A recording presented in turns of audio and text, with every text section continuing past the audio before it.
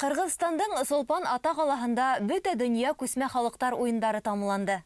Хабайлыларның ылак ойнында, милли көрәштә, уктан атуда Башкортстан командаһы яхшы һөҙөмтәләргә иреште. Башкортстан дөйем медалдар һаны буенча 60-тан ашыу ил араһында 9-нчы урында. Республика 1 алтын, 3 көмеш һәм 6 бронза медаль яулап, Рәсәй йылма командаһының 4-нче урынга сыгуына тус өлеш индерде. 60-тан ашыу ил, 2000-дән ашыу спортсы. Ысык күл дөньяның төрле кыйтгаларыннан рухташтарын еді.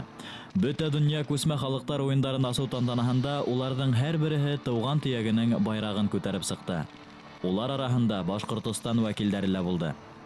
Башкортстан чемпион! Мен бик горурланам, бында безнең якташлар булуынга урындар еңһә бик һәйбәт булыр дип уйлыйм. Кыргызстан президенты телмәрендә Олимпия хәрәкәте дөйем кешелек кыйммәтләреннән ситләшкән мәлдә күсмә халыктар мәдәниятендә спортта сәясәткә бөтенләй урын юк дип белдерде. Рух бердәмлеге дигән девиз һөҙөмтәләрдә лә сагылыш тапты. Башкортстанга тәүге медалды көрәшчеләребез килтерде. Стәрлетамактан Рөстәм Арысланов казак милли көрәшендә Казакстан батырына бил бирмәне һәм алтын медалга лаек булды. Көрәшчеләргә уендар еңел бирелмәне. Спортчыларга күнегелгән алымдарды ситкә куеп, яңа кагыйдәләргә яраклашырга туры килде. Еңеү бары тик Урта Азия халыкларының милли көрәш төрҙәрен кыска гына вакыт эсендә үҙләштерергә өлгөргән спортчыларга йылмайды.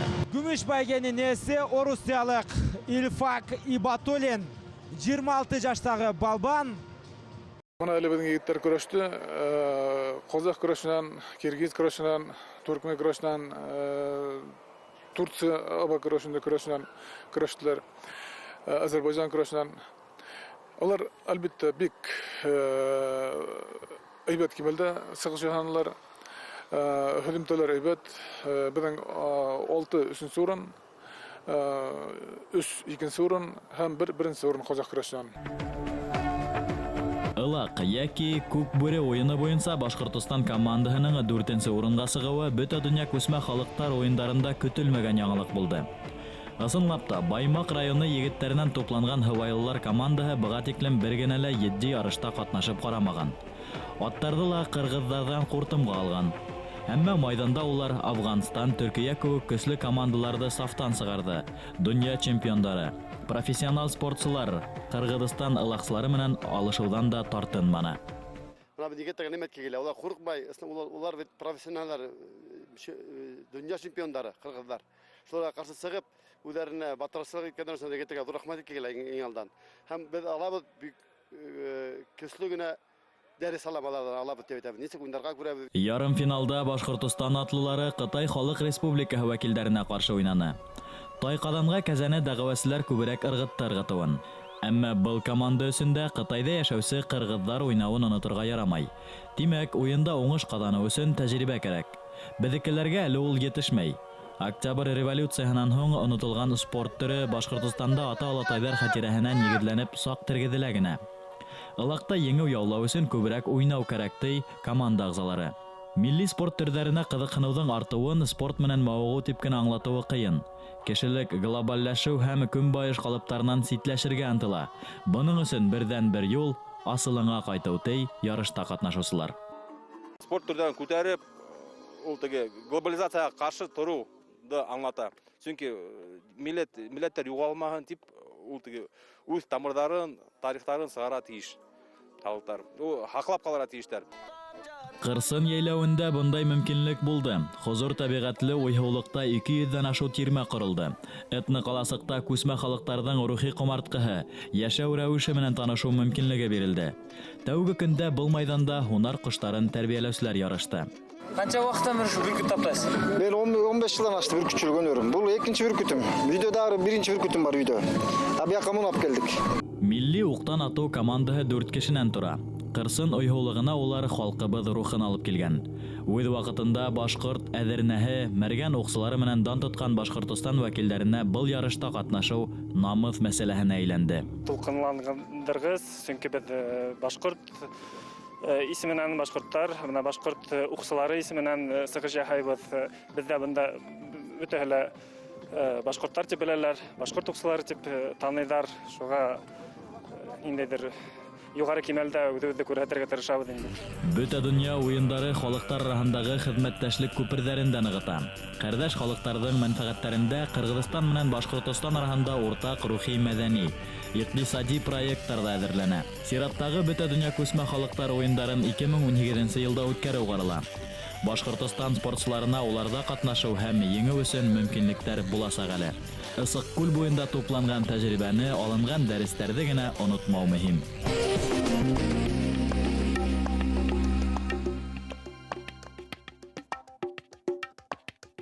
Атаһы уның исемен метрика кенәгәһенә Габдулла Жан, ягъни Габдулла Ян дип тергәгән. Безгә ул Габдулла Тукай буларак билдәле. Барлыгы 27 ел гына гомер кисергән талантлы шагыйрьнең тамырлары әсәһе ягынан Гайнә башкортларына тоташа. Шагыйрьдән картатаһы Зинатулла Зайнәлбәшир улы Әмиров үзенең шигъри юлдар менән язылган биографиясында «Тыуган илем, Кажмакты кырияһәләр» дип язган. Киләһе язмабыз элекке Кажмакты, хәзерге Барда авылынан әзерләнде. Төрки дөньяһында новатор шагыйрь буларак танылу тапкан Габдулла Тукайдың язмышы бик та аяныслы. Ул 1826 елның 14 апрелендә Казан губерниясының Кушлавыш авылында туа. Кескәй балага 4 ай ярым сагында, ягъни шул ук елның сентябрендә атаһы Кушлавыш мәчетенең имам хатибы Мөхәммәд Гариф мулла вафат була. Үкенескә каршы 3 яшьтә 7 ай вакытында әсәһе Биби Мәмдүдәлә бакыйлыкка күсә. Нәкъ әсәһе Биби Мәмдүдәнең тамырлары Кажмакты, ягъни Барда авылына тоташала инде. Информация о том, что дедушка Габдуллы Тукая из бардымских краев была, в общем-то, известна довольно давно.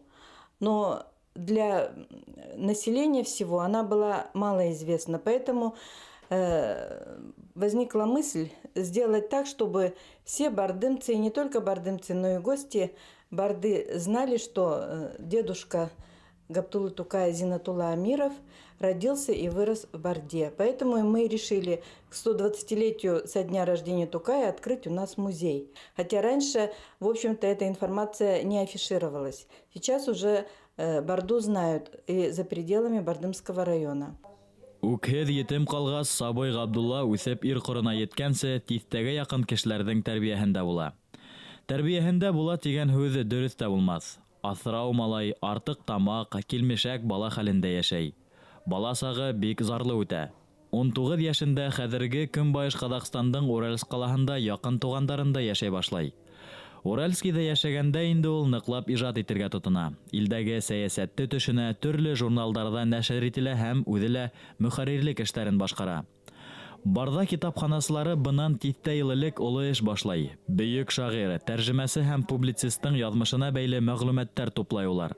Шағирҙың тыуыуына 120 йыл тулу айҡанлы китапханала Габдулла Тукайға арналған тәүге экспозиция булдырыла. Ә инде 2016 йылда Габдулла Тукайҙың Барда тамырҙары тип аталған йөкмәткеле күргәҙмә ойошторола. Унда шағирҙың ҡартаталары тураһында факттар бар. У Зинатуллы Амирова была первая жена Камиля, которая умерла довольно рано. У нее осталась дочка Биби Мамдуда. И когда Биби Мамдуда была еще подростком, Зинатулла Амиров женился второй раз на женщине, на девушке по имени Латифа. И от этой жены у него родилось 6 детей. То есть это дяди и тети Габдуллы Тукая. Был бүлектә күбеһенсә архив мәгълүматтарының күсермәләре урынлаштырылган. Зиннатулла Амировтың шәҗәрәһе тергеҙелгән. Эта шәҗәрә подтверждена Зиятовым. Он работал в музее в деревне Учили. Заслуженный учитель Татарстана. Он занимался исследованием жизни Тукая. И он нашел архивные материалы обо всех детях Зинатуллы Амирова, которые сейчас находятся в архивах города Казани. Габдулла Тукайның бабасы бит безнең яктан булган, Зинатулла хәзрәт, әнисе ягынан бабасы. Менә аның шәҗәрәсе эшләнде. Монда туганнары кемнәр калган, кемнәр аның туганнары булып чыга. Менә барысы да алар барланды, төзелде. Аллага шөкер, ул эшендә башкарып чыктык һәм Казан арча галимнәре бу безнең бу шәҗәрә белән килеште. Башта бит уйлаганнары булырга мөмкин түгел дип андыйсы булган яеме. Менә хәзер килештеләр, барсы да әйбәт.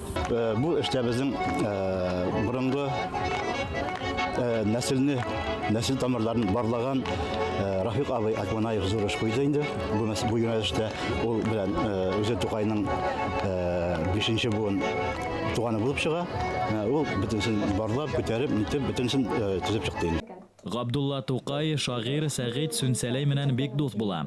Икеһе лә гаделлеккә ынтылган, ирекле һәм азат күңелле зыялылар 1910-11 елларда Тукай Уральск калаһынан Казанга күсеп кайткас танышалар.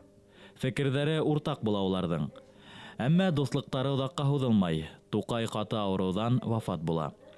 Яҙмыш буйынса төрлө төбәктәрдә этелеп-төртөлөп көн күргән Габдулла Тукайга үҫмер һәм егет ваҡытында ҡартатаһы Зиннәтулланың тыуған ере Бардага килергә насип булмай. Тукай үпкә ауырыуын эләктергәс, дуҫы Сүнсәләй уға Барда районының Солтанай ауылына килеп, ҡымыҙ менән дауаланырға тәҡдим итә. Бер сығанаҡтарда ул Бардага килгән, икенсе сығанаҡтарда килмәгән тип иҫәпләнелә. А вот эта фотография сделана на берегу Тулвы, вот в этот период. Здесь Сагид Сүнчәләй со своим братом Шарифом. Там Габдулла Тукая нет, да? Там Габдулла Тукая нет. Габдулла Тукай в Барду не приезжал. Мәдрәсәдә эшләгән, укыган безнең Габтукаев Нәҗмөхәмәт исемле егет. Нәҗмөхәмәтне Ата хәзрәт Казанга укырга җибәргән. Казанда Нәҗмөхәмәт Габдулла Тукай белән бергә укыган. Һәм Габдулла Тукай Нәҗмөхәмәткә истәлеккә дип үзенең фотосурәтен бирә. Кадерле дустама Тукайдан дип. Шушы фотосурәт бик озак саклана Нәҗмөхәмәттә, ләкин ничәнче 30-нчы, 35-нче елларда Мунасипов дип әйткән бер агай, мулла дип әйтәләр инде аны, Тукайның музейына бирәм дип алып киткән. Шуннан юкка чыкты инде.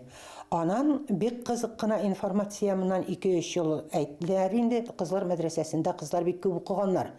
Ата хәзрәтнең остабикәсе укыткан анда. Һәм шунда Сәмен әби дә укыган. Шушы кызларны мәдрәсәгә чакырганнар. Казаннан берәү егет килә, шагыйрь егет. Шуның белән танышырсыз дип җыганнар инде.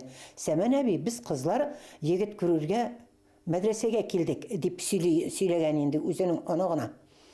Барды берсе күзенә ак төшкән, ябык кына, кыска гына буйлы, кап-кара берәү җегет тора, шигырьләре әйбәт инде дип сөйләгән.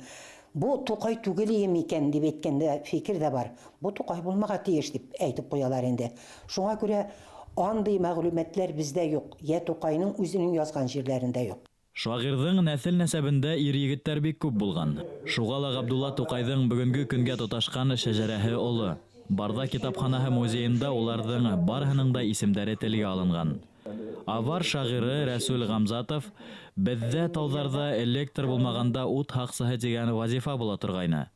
Тукай да үҙ халҡының ут һаҡсыһы.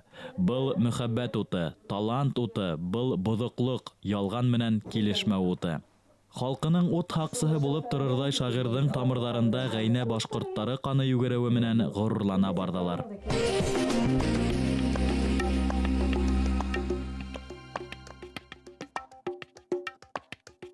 Белемле еңер тигән халык. Башҡорттар тапшырыу һеҙгә аҙна һайын тарихи мәғлүмәт һәм замана яңылыҡтарын еткерә. Тәҡдимдәрегеҙҙе, теләктәрегеҙҙе әле экранда күренгән tv-һыҙыҡ.р сайтына яҙырға йәки Өфөләге 251-73-92 телефонына шылтыратып еткерергә мөмкин. Һау булығыҙ. Киләһе осрашҡанға тиклем.